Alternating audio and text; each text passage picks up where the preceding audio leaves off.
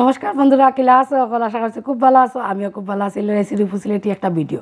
আজকে হইল গিয়া বৃহস্পতিবার, তো আমি সকালের খাওয়া দাওয়া যতটা আনুষঙ্গিক কাম থাকে, ঘর গুছানি, খাওয়া দাওয়া, বাচ্চা ইন্তরে খাওয়ানি, প্রতিদেব খাইয়া অফিসে যাবার সব কাজ শেষ করিয়া স্নান করিয়া আইসি ঠাকুর ঘর আইয়া একটু মুছামুছি করিলিয়ার করিয়া বৃহস্পতিবারে ঠাকুর দিতাম। তো বৃহস্পতিবারে ঠাকুর দিতে কী হয়, দুব্বাও তো লাগে। তে আগে আমার বাড়ির দুব্বা আসলো, এখন কিন্তু দুব্বা নাই।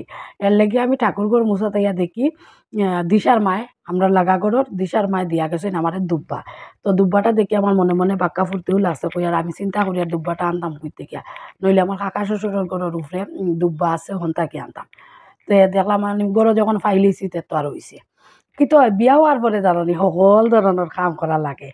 যেমন ঠাকুর ঘরে তুমি পূজা দিলেও তুমি দিতাই, আর জুত করে রান দিলেও তুমি রান্তাই, বাচ্চা দেখলেও তুমি রান্তাই, যেমন বাচ্চা দেখলেও তুমি দেখতাই। যেমন একলা গরো আরই সকলটা নিজে করতে লাগে। ও যে আমরা সিলেটি মানুষে কয় না, একলা গরো খাইতে বড় সুখ, মারতে গেলে ধরতে নাই, এই সে বড় দুঃখ। যদি তোমার বেমারও এখান থাকে, বিশেষ করে গত কয়েকদিন আমার দাঁতর বেদনা আসলো, ও দাঁতর বেদনা লইয়া লইয়া কুকাইয়া যা যা করার আমার কিন্তু ডেইলির রুটিন ইরেন করতে লাগে। গরো যেমন অন্য কেউ থাকলে তুমি পারায় না, একজনে করি লিব। হ্যাঁ, কিন্তু একলা গরো বড় কষ্ট হয়। আর ও দেখলাই তো আমার বাচ্চাই না, আমি আইছি ঠাকুর গরো, তারাও আমার লগে অন্য সামনে কিলবিল খড্ডা।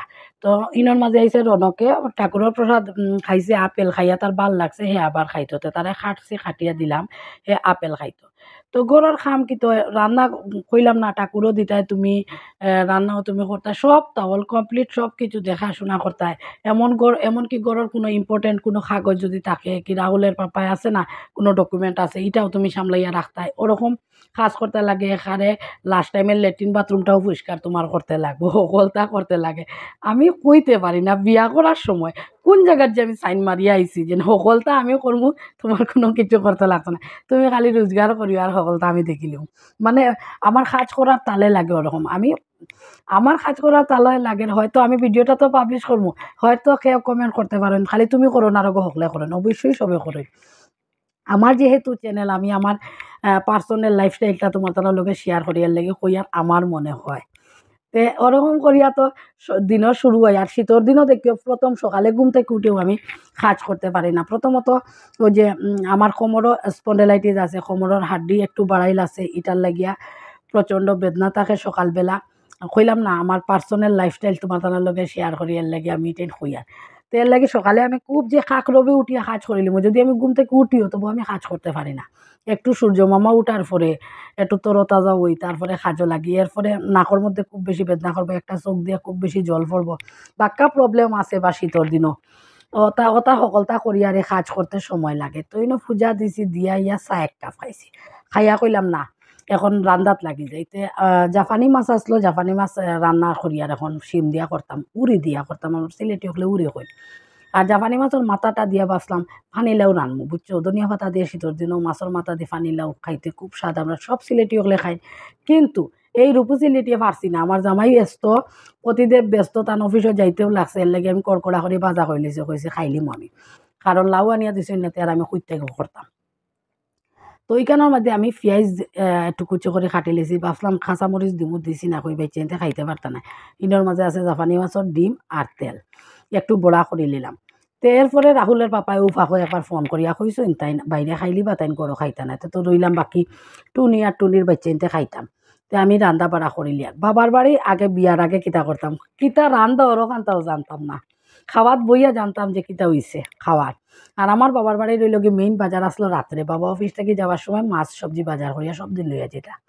আর রাত্রে একটা মাছের ঝোল আমরা সব দিন মায়ে করতাম, মাছের ঝোল হইতো, আর যেটা মাছ থাকতো সাতলাইয়া রাখি দিতা, এটা পরের দিন সকালবেলা রান্না, আবার বাবাই অফিসও খাইয়া গেলাম, আমরা স্কুলও খাইয়া গেলাম।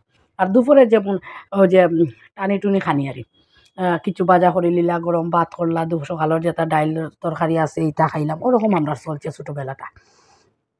তো তখন বাবার বাড়ি কিতা করতাম, মায়ে যে সময় মাছ কাটতা নানি, মায়ে সবসময় মাটির চুলাত রান্না করতা, ওখানে ওটা রান্না করি আর মনে মনে ওটা মাটির চুলাত রান্না করতা। বাবার বাড়ি প্রচুর চুলা আসলো, মাটির 2টা চুলা আসলো, গ্যাসের 2টা চুলা আসলো, একটা হিটার আসলো, একটা স্টোভ আসলো, কিন্তু মায়ে মাটির চুলাত করতা।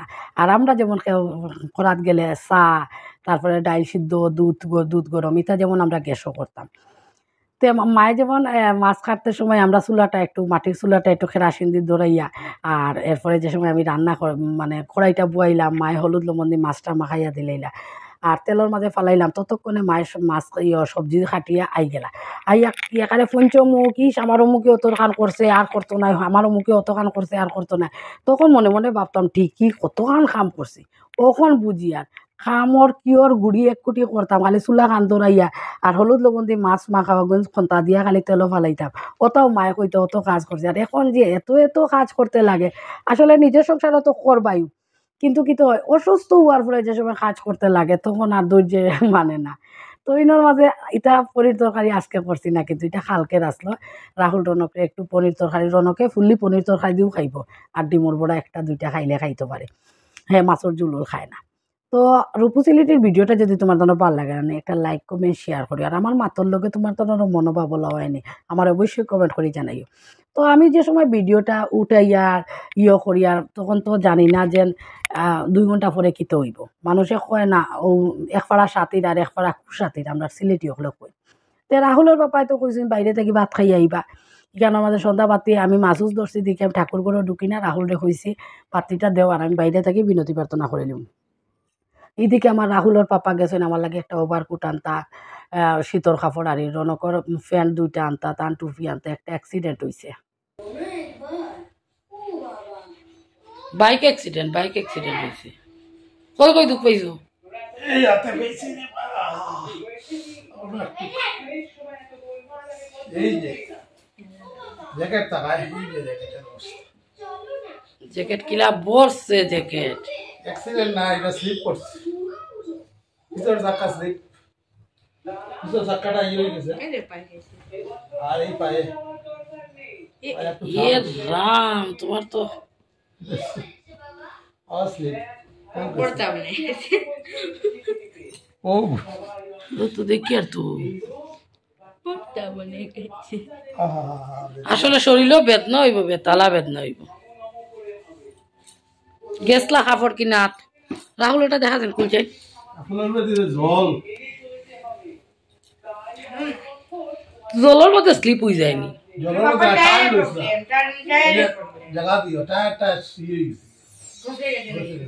শরীরও শীতর দিনও দেখবাই বেদনা কিলো খাইলে লড়িতাই না। গেছলা আমার লাগে ওটা আনাত, ওটা আনছইন, তারপরে আরো জিনিসপত্র শীতর দিন তো গেছইন, গতিকে আনাত লাগছই না, তো গিয়া ওগুন আনাত লাগিয়ে পড়ছই ফুলের উপরে। ও যে একটা ক্যাপ রনকল লাগিয়া আনছইন, তা প্যান্ট, ইনার প্যান্ট, ওই পিছনে যাও দেখা যান না। ও আর একটা প্যান্ট, দুইটা সেম সেম তো, ও একটা আর একটা ও একটু একটু কালার আলাদা, একটু গ্রে আর একটু পার্পল, এটা ব্ল্যাক ব্ল্যাক। ওটাই নানাত লাগে। ফুলের টপটা একটু দেখাস না, এত বড় বড় ফুলের টপ, বেতালা বড় বড়, দুইটাই নানাতে। পেন কিলার আনিয়া খাও তুমি, পেন কিলার না খাইলে তুমি আজকে চলতে পারতাই না, কালকে আর চলতে পারতাই না, রাত্রে বেদনা ধরবে। তোমারই গো পুরানা ইউ গীতা দেখাইতাম।